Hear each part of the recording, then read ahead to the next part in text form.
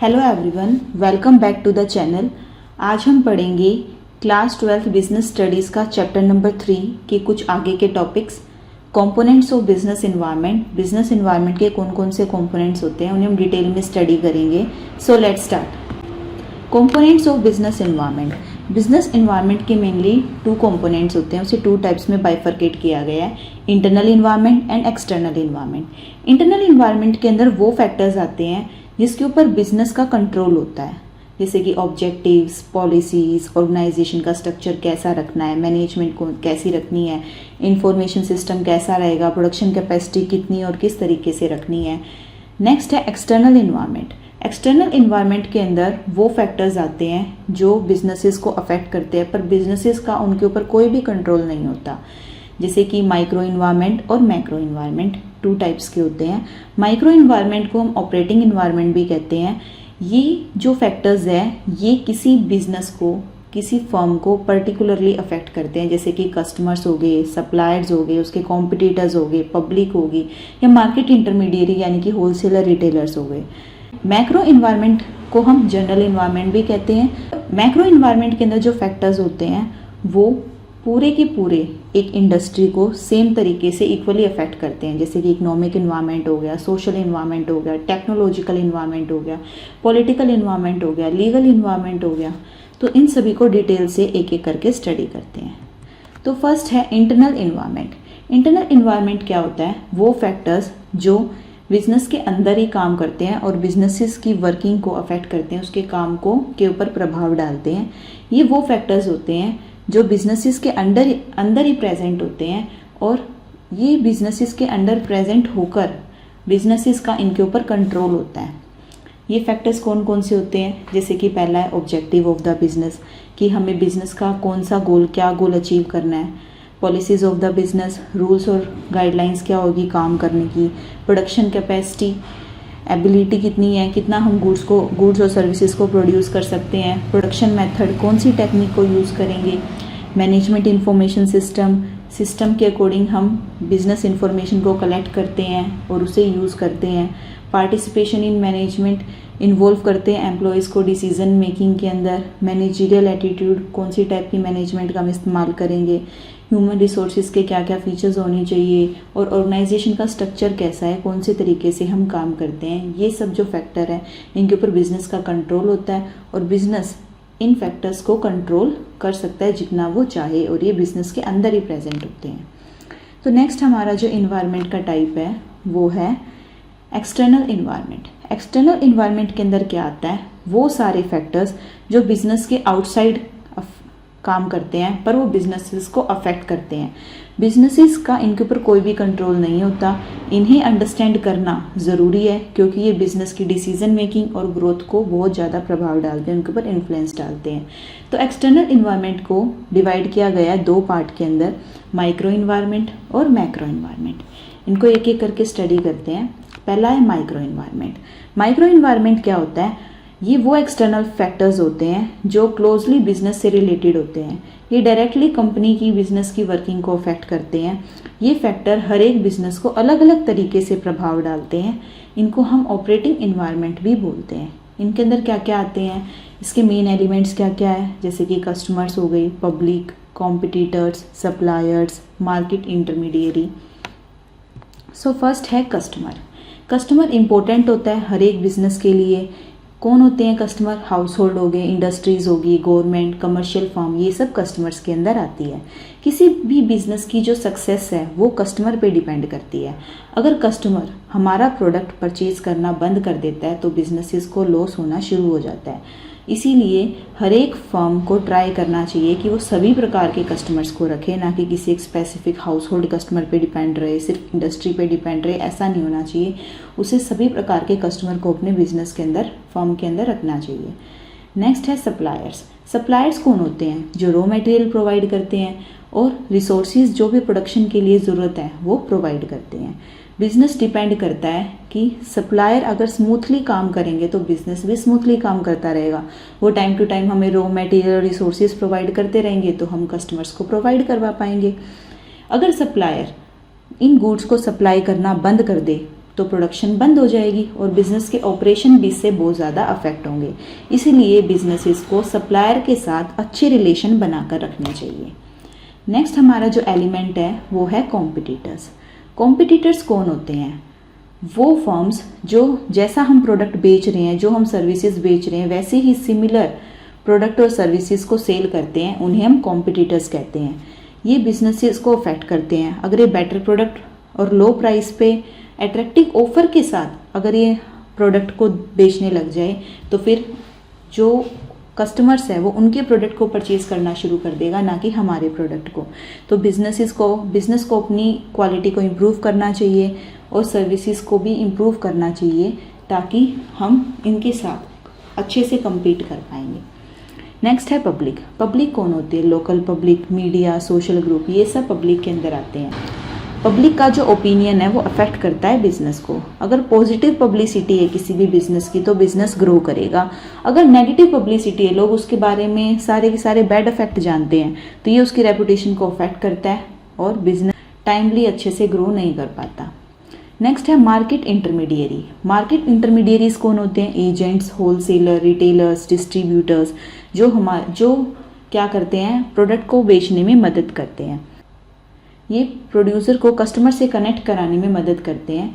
ये इंटरमीडियरीज अगर कंपनी को सपोर्ट करना बंद कर दे तो फिर सेल कम हो जाएगी कंपनी की और बिजनेसेस को बहुत ज़्यादा प्रॉब्लम्स को फेस करना पड़ेगा। नेक्स्ट हमारा जो टाइप है एक्सटर्नल इन्वायरमेंट का वो है मैक्रो इन्वायरमेंट। मैक्रो इन्वायरमेंट क्या होता है? मैक्रो इन्वायरमेंट के अंदर वो एक्सटर्नल फैक्टर आते हैं जो बिजनेसेस को अफेक्ट करते हैं।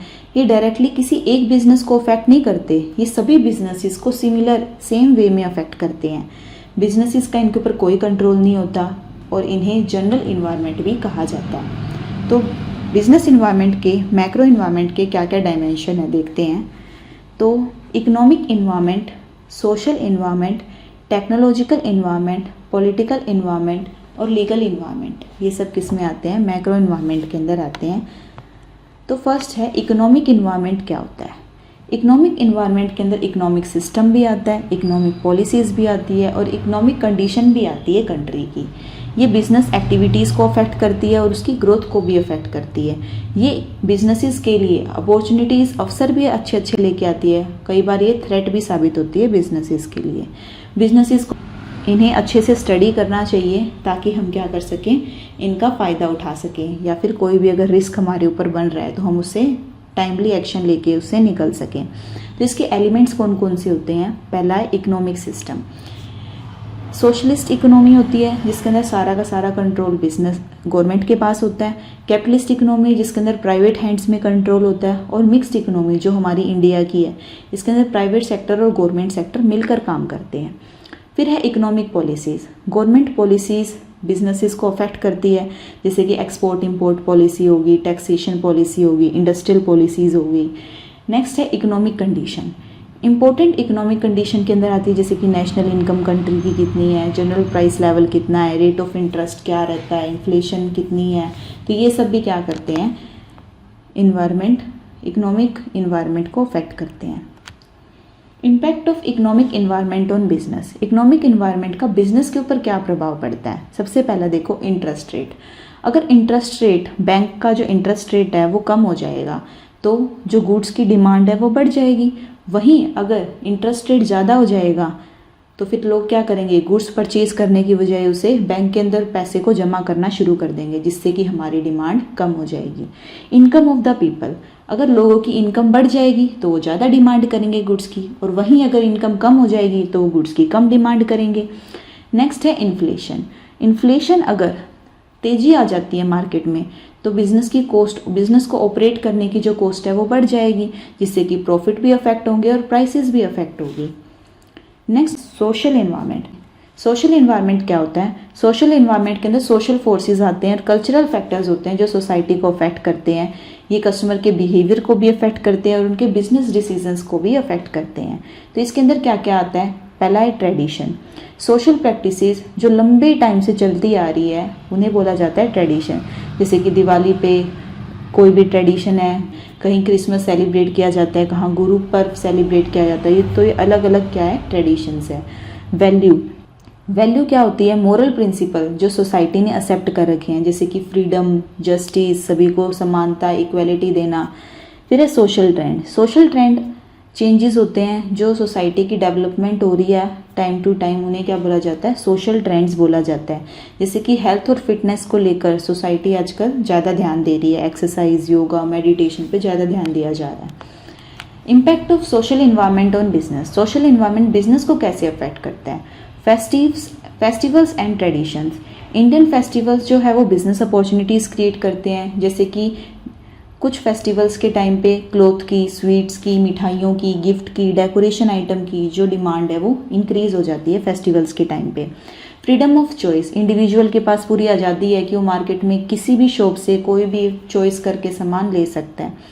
Businesses must provide better product to attract the customers. तो बिजनेसेस को बेटर प्रोडक्ट प्रोवाइड करने चाहिए कस्टमर को, ताकि वो उनसे अट्रैक्ट हो और उसे परचेज करे। Social justice. बिजनेसेस को काम करना चाहिए सोसाइटी के लिए, वो उसे अपनी रिस्पॉन्सिबिलिटी समझकर काम करे। Equality. Equal pay to equal, man and women. Same work के लिए हमें चाहे मैन हो चाहे वुमेन हो सेम पे देनी चाहिए, कोई भी हमें बाइफर्केशन नहीं करना चाहिए। Health and fitness trend. Health awareness बढ़ती जा रही है, जिम की डिमांड, हेल्दी फूड्स की डिमांड, मिनरल वाटर और ऑर्गेनिक फूड की डिमांड भी बहुत ज़्यादा बढ़ती जा रही है। नेक्स्ट है टेक्नोलॉजिकल इन्वायरमेंट। टेक्नोलॉजिकल इन्वायरमेंट के अंदर क्या क्या आती है? नई इन्वेंशंस, नई टेक्निक्स, नई मेथड बिजनेसेस के अंदर यूज़ किए जाते हैं, ये आता है टेक्नोलॉजिकल इन्वायरमेंट में। टेक्नोलॉजी बिजनेसेस को बेटर गुड्स और सर्विसेज को प्रोड्यूस करने में मदद करती है। टेक्नोलॉजिकल चेंजेस के कारण नई नई अपॉर्चुनिटीज़ क्रिएट होते हैं, जबकि थ्रेट्स भी क्रिएट हो जाते हैं। Businesses must keep updating themselves. उन्हें नई टेक्नोलॉजी के अकॉर्डिंग बिजनेसेस को अपडेट हो जाना चाहिए। जैसे कि अभी एआई आया है, जो बहुत सारे जो पर्सन है वो जॉबलेस हो गए क्योंकि उन्हें एआई को यूज़ करना नहीं आता। तो ये क्या है, उनके लिए थ्रेट साबित हुआ। और कुछ के लिए उन्होंने फिर उसको सीख लिया, तो उनके लिए वो अपॉर्चुनिटी उन्होंने टाइमली, जिन लोगों ने सीख लिया उनके लिए अपॉर्चुनिटी की तरह उसने काम किया। तो टेक्नोलॉजिकल इन्वायरमेंट के मेन एलिमेंट कौन कौन से होते हैं? New production method. Better way को हम तलाश लेते हैं, बेटर वे हमें मिल जाती है, डिस्कवर कर लेते हैं किसी भी गुड्स और सर्विसेज को प्रोड्यूस करने के लिए। New business method. नए नए मेथड हम पता लगा लेते हैं जिससे कि हम बिजनेस को एफिशिएंटली रन कर पाएँ।